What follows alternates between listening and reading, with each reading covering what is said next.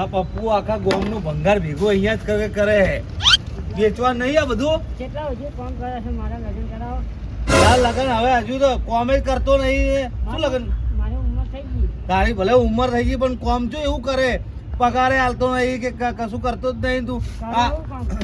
આ ઊંઘવાના ટાઈમે આ ખાટલા બાટલા તૂટેલા લાકડા બાકડા ધાબા પર મેલી જાય. આ કશું કંકોરો કર્યું તે કોમ વાત કરે તને પહેરાવાનું જ નહીં. હવે ચમ નહીં હારું હું એવું હોય તો પેલો મારું જે ભાઈ હગું કરે તું ને એને ફોન કરે હું તો હગાની વાત કરું. કશો ટેન્શન ના લે. આજ પહેલી વાર તે મને હોમે કીધું કે મારું હગું કરાવો. હું વિચારીને જ બેહ્યો હતો કે પપ્પુ મને કહે ને કે મારે હગું કરાવો તો જ હું હગું કરાવું એવું મેં વિચાર્યું હતું. પણ આજે તારે મોઢે તે કીધું ને એટલે હું તારું હગું ને ગમે તે કરાવીને ને તને લગે પહેરાઈ નોખીશ હું. હા પૈસા કોરો કોરો નહીં જવા દઉં.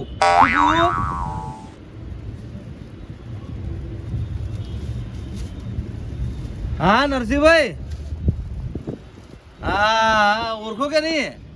નંબર એડ છે એમ મારો? હા એમ કહું તમે મારું તો હગું કરે કશો વધો નહીં પણ મારો ભાઈ પપ્પુ નહીં. હા હા પેલો દોઢ ફૂટ્યો એને તમે હગું લાવવાનું છો કોઈ તો તમારા જોનમાં એ આવો વધો નહીં તો આવો તમે. હું નીચે ઉભો રહું હો. એ સારું. હા પપ્પુ બે અરે છો જતો રે પપ્પુ કેમ બેસી ગયો? હવે તો હગાની વાત લાવીએ કશો વધો નહીં તો અહીંયા બે હું પેલા ભાઈ જે મારું હગું કરે તું ને એ ભાઈ નીચે આવે બાઇક લઈને. હા એ ભાઈ નીચે જ આવે ને મેં તારી વાત કરી લીધી ભાઈ કે હું નીચે આવું તમારે ત્યાં ને તો હગાઈની વાત કરે ભાઈ. ટેન્શન ના લે હું જઈને આવું. તું બે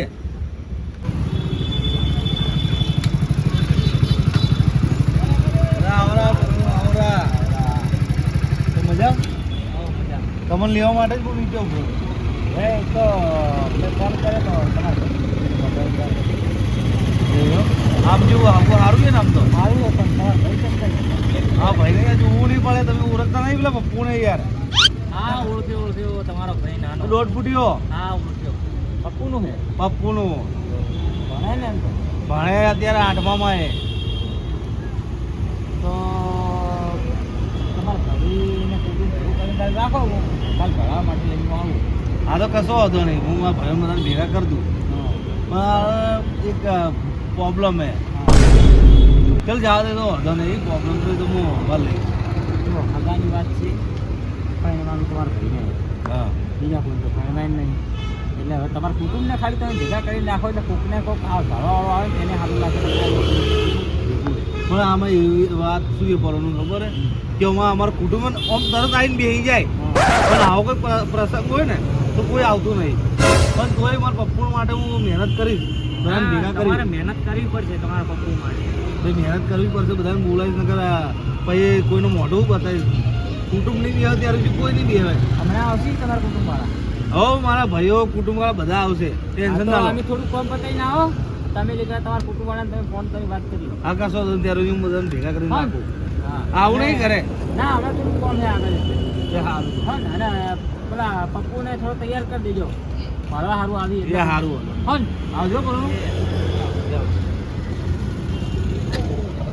પપ્પુનું હગાની વાત થઈ ગઈ. હવે પપ્પુને હું કહું કે તૈયાર થઈ ગયા જોરદાર. પેલો ભાઈ યાર હગાની વાત તો લાવ્યો હે પપ્પુ માટે પણ આ કુટુંબ વાળાને ભાઈઓ હોય ને હરખાઈ કતું આવવાની દે. એટલે ખાસ કરીને પેલો લખો તો બધો પ્રસંગ બગાડીને મળશે. હે ગમે તે કરીને ભેગા તો કરું બધાને. પપ્પુ વીરા વીરા તારી ઉંમર ગીત ઓબલ તારા માટે ગીત લઈને આવ્યો. વીરા પપ્પુ તારી ઉંમર છે થોડી ઉંમરમાં ચડવું છે ગોરી. પેલો ભાઈ તારા હગાની વાત કરીને ગયો નીચે આવીને ગયો ને એવું કહીને ગયો હે કે તમે તમારા કુટુંબવાળા બધાને ભેગા કરી રાખો તો આપણે બધાને ફોન કરીને બોલાવી લઈએ ધાબા ઉપર. અહીંયા બોલાયેલું કેમ કે હવે ગતું મોડું કરવું નહીં તારું હગું થતું હોય તો બરાબર ને? હા નટા હા હું શું કહું તમે ધાબા ઉપર આવો અમારા ઘરે. આ કોમ હતું એટલે ને હું કહું બીજા બધાને લેતા આવજો, પેલા લખાણે ને બધાને લેતા આવો તમે. એ સારું કોમ છે એટલે હો, એ સારું આવો. બધાને બોલાવી લીધા. હવે એક કોમ કરીએ, જો ચા પાણીમાં તો પૈસા બગાડવા નહીં. આવીને થોડી વાત કરીને ભાઈ કહેવાનું જાઓ નહીં કહેવાનું. હા હગા ઉજી રોકાવો રાખવો પડશે યાર ઘરે. વાત કરે એવી તો નહીં કહેવાનું. હે રાખવાના યાર ને આવી તો ચા પાણીનું પૂછવાનું, પણ ચા બનાવવાની નહીં. શું કીધું? હા તારે ચાનું કેમ કે હું કોમ નહીં કરતો એવા નાટક કરવાના. શું કીધું? હા એમ કહેવાનું. મને કેમ અહીંયા લઈને આવ્યા? અરે રાજુભાઈનો ફોન આવ્યો તો મારી પર કે બધા ભાઈઓને તું લઈને આય, એટલે આપણે જવું પડશે એને ભાઈ. સમજ્યા? એવું છે એમ? હા. રાજુભાઈ તમને ફોન કર્યો? ઓવે. તમારો ફોન ભાઈઓ આયા. તમે વાત કરી લો હવે. રાજુભાઈ તમે આમને ફોન કર્યો, તમારો ફોન નંબર નહીં તમારી જોડે? એટલે એવું નતું, મારા ફોનમાં જે પહેલો નંબર લાગ્યો ને તે એટલે મેં નટાને જ ફોન કર્યો. પહેલા નંબર ઉપર એનો જ હતો. નટા મેં ફોન કર્યો, મેં એવું કીધું બધા ભાઈઓ લેતા આવજો. તો એમાં જો નાટાને ફોન કર્યો હોય, મોટો ભાઈ હતો ત્યાં સુધી મોટા ભાઈને જઈ ના કીધું. એ વાત સાચી છે, પણ મારા ફોનમાં પહેલો નંબર નટાનો પડે તો મેં કીધું નટાને મુકાઈ દઉં. તો નટો તમને કહે એટલે અત્યારે જઈ મોટો ભાઈ દેખાયો, નટા ભાઈ નો નંબર પડ્યો તો મોટો ભાઈ ના દેખાયો. નટાને મેં એવું કીધું, મેં કીધું ભાઈઓને લેતો આવજો ઘરે આવો એટલે મેં એવું કીધું તું. તો નાટા તો મને કીધું નહીં કે આ વાત છે એમ. એમ વાત તો હજુ મેં કરી જ નહીં ને. તમે આવો બેહો, આપણે વાત કરીએ. હા તો બે હાડો.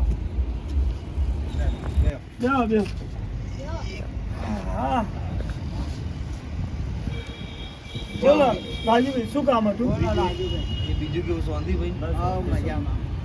ત્યાં પેલી ફિરકી તને કેટલી વાર કીધું કે કેમ છે હવે ઉત્તરાયણ જતી રહી. આ બધું દોરી બોરી બધું પડ્યું હે ને. આવું ઢાબા પર એકલો હોય ને તો પતંગ ચકાઈ કરે. ઉત્તરાયણ તો જતી રહી પણ આને ઉત્તરાયણ જાતી નહીં ને. કેટલી વાર કીધું એ નોનો નહીં તું હવે. પતંગો બધું પડ્યું હે. જા. રાજુભાઈ એ વાત મેલો, હવે બીજી જે વાત જો વાત ભાઈ એવી હતી પપ્પુ, બરાબર કહી દઉં ને, અમારા પપ્પુની છે ને વાત આવી છે હગાની.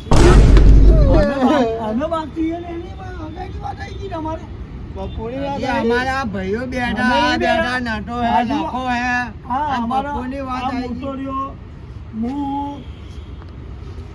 એ વાત સાચી છે, પણ આ મને પપ્પુએ આજે સવારે કીધું કે ભાઈ મને આ તમે કોમ કરાય કરો, મને હગું ચમ નહીં કરાવતા. બરાબર. તો મેં કીધું કશો હતો નહીં, મારો ઓળખીતો હતો પેલો ભાઈ.